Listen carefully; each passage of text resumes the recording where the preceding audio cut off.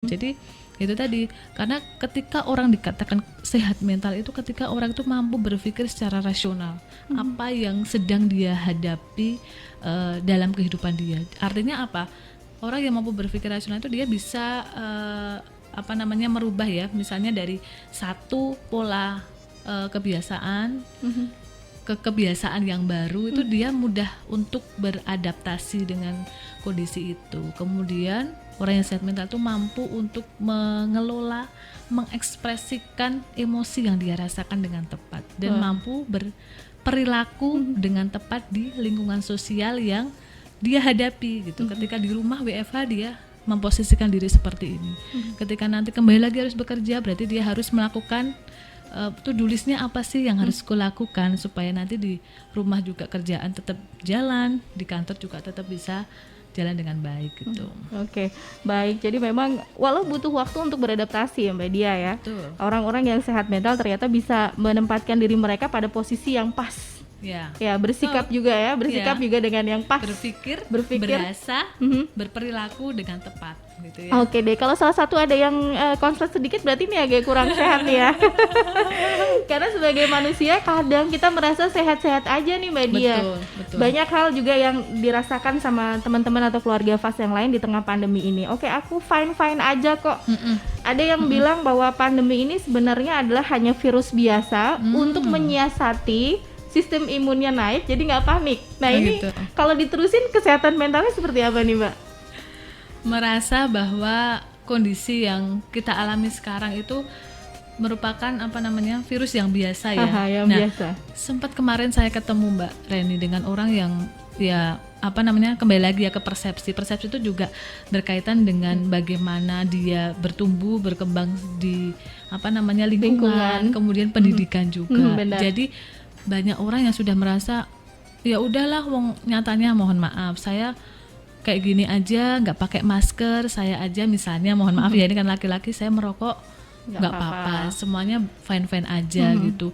Nanti juga paling itu kan sama, maksudnya kondisinya saya juga paling demam minum obat selesai sembuh gitu. Nah pengabaian itulah yang kemudian membuat itu membahayakan karena bisa mempengaruhi persepsi orang lain gitu, ya kan? Maksudnya kalau jangan sampai apa yang kita ucapkan itu kemudian membuat orang lain jadi mikir lagi. Iya, maksudnya oh ya udahlah wong kamu aja biasa kok, aku biasa. Nah, itu yang tidak boleh, makanya kita harus tadi meningkatkan kesadaran itu penting ya. Karena kalau memang seseorang itu mau betul-betul dikatakan sehat mental, mau betul-betul dia merasa secara psikologis, fisik, psikologis dan sosial baik, itu kan berarti harus banyak kriteria yang harus diperhatikan gitu ya. Artinya orang sehat mental itu harus terintegrasi Mbak Reni. Tadi seperti Mbak Reni udah sampaikan, antara pikiran, emosi, perasaan dan perilakunya itu harus saling terintegrasi satu sama lain. Ya, jadi yang perlu kita ketahui bersama bahwa kesehatan mental itu dipengaruhi juga dari faktor perkembangan dan kematangan emosi kita, dari kepribadian kita. Orang-orang yang cenderung terbuka gitu ya, dia biasanya akan mudah beradaptasi. Dia akan mudah mengelola stres, atau biasa dinamakan coping stres. Cara mengelola stres yang tepat tuh harus bagaimana. Kemudian dia mampu merespon secara positif berbagai problema atau masalah-masalah kehidupan gitu ya. Nah, kemudian juga selain itu faktor tadi kondisi lingkungan, bagaimana lingkungan rumah membentuk dia, lingkungan keluarga dulu pola asuh membentuk dia gitu. Jadi memang beberapa orang yang terkesan mengabaikan itu kan juga dilihat apakah orang seperti itu juga secara mental dia sehat atau memang dia punya kecenderungan yang memang tipikalnya orangnya nggak peduli gitu loh dengan kondisi dia, apalagi kondisi orang lain. Benar. Gitu.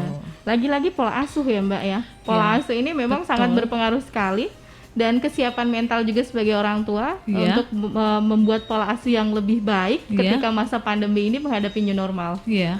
Betul. Jadi pola asuh itu memang merupakan dasar ya, basic ketika tadi ya, maksudnya anak itu bisa menjadi pribadi yang fighting, menjadi pribadi yang resilient. Kayaknya kemarin udah dibahas ya, Iya, pribadi benar. yang resilient itu dimulai dari pola asuh yang diterapkan oleh orang tua. Bagaimana orang tua itu membentuk anak itu menjadi punya kepribadian yang tangguh gitu. Oke, Jadi baik. ada masalah seperti ini, bagaimana supaya dia tetap bisa produktif, tidak kemudian hanya